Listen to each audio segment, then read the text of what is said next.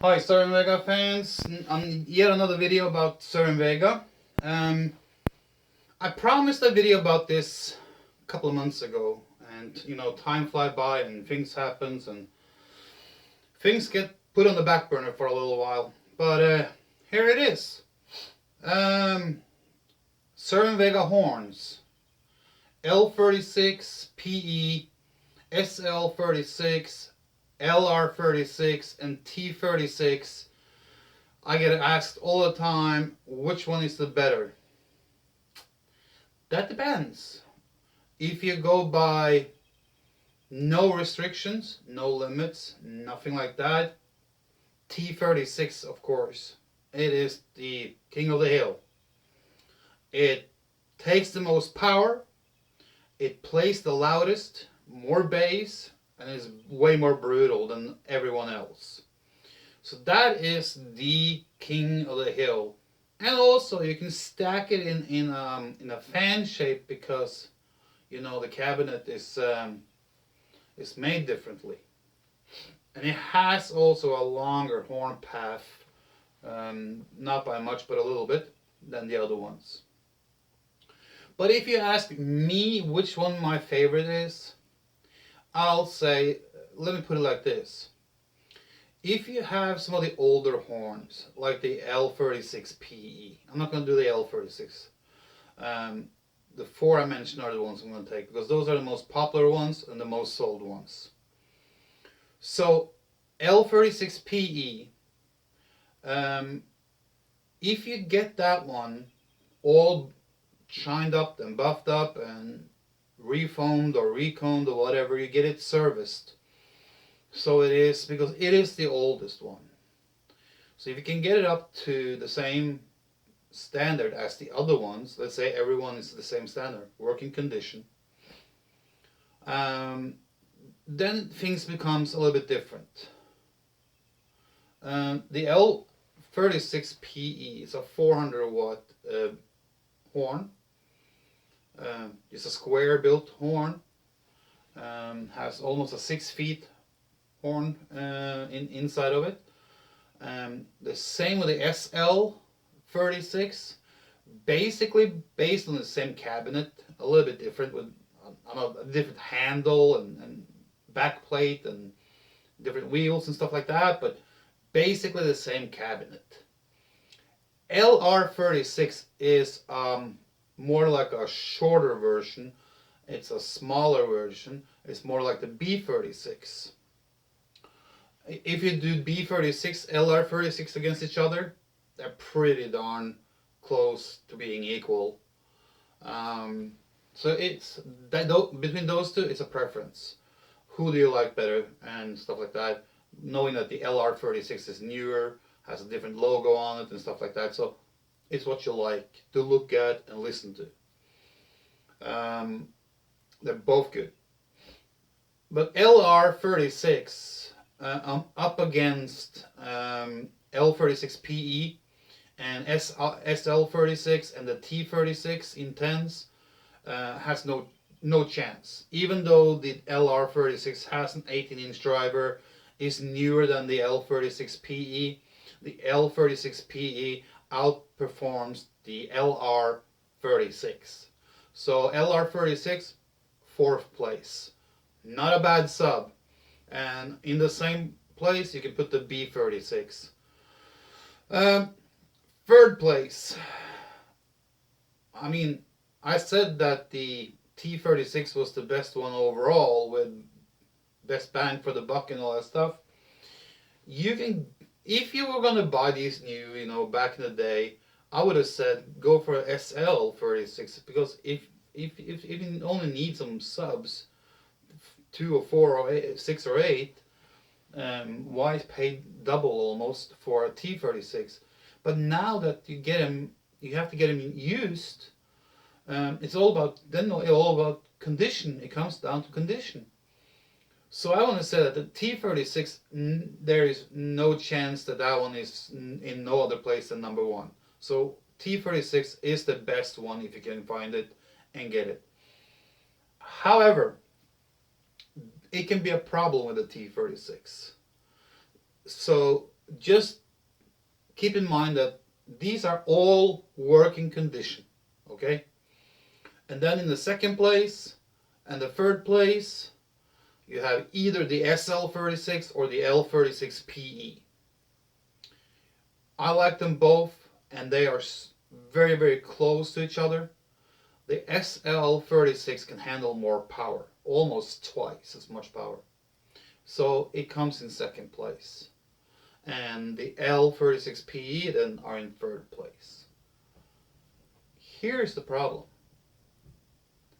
That is if every one of them is in working condition and they never break down.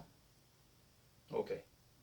The problem becomes when they break down, the list turns around a little bit. The LR36 is still on the bottom because it's hard to find recon kits for them. When it comes to the T36, it can be hard to track down a good OEM recon kit. You can get recon kits for them, but there are so many recon kits out there for the T36 that is completely wrong cone size, cone shape, and the surround is wrong. It's too narrow. So you have to be careful, and there's only one store I would contact if it comes down to a recon kit or a foam kit for the L1815 Tesla driver that sits in the T36, and that is Speaker Exchange. They could probably help you with the parts you need, but still it is kind of expensive compared to the others. You probably pay close to double in price on a T36 recon kit that is made to specs than what you pay for a recon kit for an L36PE. The SL36 has the same problem as the T36 because the driver is a different driver. The recon kits out there many times are wrong. They have the wrong cone shape and the cone size, and when you recon it, it's kind of like it's sitting too high in the basket. So you can see the cone is pulling the spider up a little bit in the basket.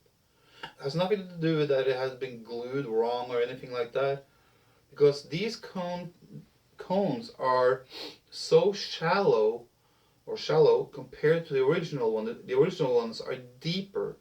So to be able to glue this, you have to glue it higher up on the voice coil stem or base or whatever you call it. So you see, if you get the wrong recon kit for the SL36, you can see it on the spider. And let's say you buy an SL36 and you take it out to check it, and the spider should be flat. If it is a little bit, if you can see it's being pulled up just around where the cone meets, then you know it has an aftermarket cone kit, recon kit, and it's not the right one. The right one, the spider should be flat as a pancake. So it can be hard to find and hard to deal with both the SL36 and the T36. When it comes to the L36PE, there is no problem getting recon kits for them. You get the right ones, they are everywhere, and they are cheaper. I have seen them as much as $40 to $50 cheaper than the SL36 and the T36. So if I was going to own a multiple array of bins and use it for professional use, I would go with the L36PE because something is bound to happen somewhere down the road, and you want to have something you can service and get parts for without being gouged or have to run around halfway around the globe to find something. And that Tesla motor that is in the T36, it is so special and so uh, brutal. So when something happens to that one, you really want to get the right cone kit for it. And I have seen T36's recon where I have gone because people have contacted me earlier and said there is something wrong with my subwoofer. It doesn't work like it should do. It doesn't work like it did when it was new. I just had a recon. So my first thought then is like, okay, someone did a shitty recon job. They didn't center it correctly, or something has happened. Something is loose, or whatever. But then I take the driver out, and I see the same problem there. The spider is being pulled up in the middle or just around the cone. It's like it should be flat. And then I know they have used the wrong recon kit or glued it wrong on. But then you can look at the surround, the foam, because the L1815 Tesla doesn't have that cloth. It has that gray foam, like the red foam on any other Cerwin-vega, and it's very thick and very high. There is a very specific size to it, so you can't just take any 18-inch foam and use it on it, because if you do, it won't center on the cone correctly, and that will pull the cone up. If you have a shorter foam, not high enough, you will pull the cone up, and that will pull the spider up, and that will pull the coil up, and voila, when you play and this hits, it doesn't have the X-mass that it should have, and it sounds bad. So what would I rate? What would I have? Well, I have two L36 PEs already, and I have always had them, and they have always been my favorite. Another reason to choose the L36 PE over the other ones, even though I put it in third place, but that was just like, look at it the way it is, bang. My private opinion is different. You can have an L36 PE and have a 500 watt amplifier, and you are rocking. And if you have a 600 or 700 watt amplifier, you are really, really rocking. And you can even get good result with an L36 PE with a 350, 400 watt amplifier. It can pound the shit out of you.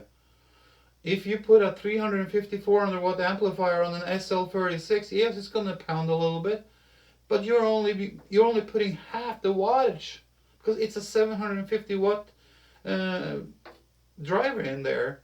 So L36P has a 400 watter, and SL36 have a 750, and of course the T36 is 1000, 1500, something like that.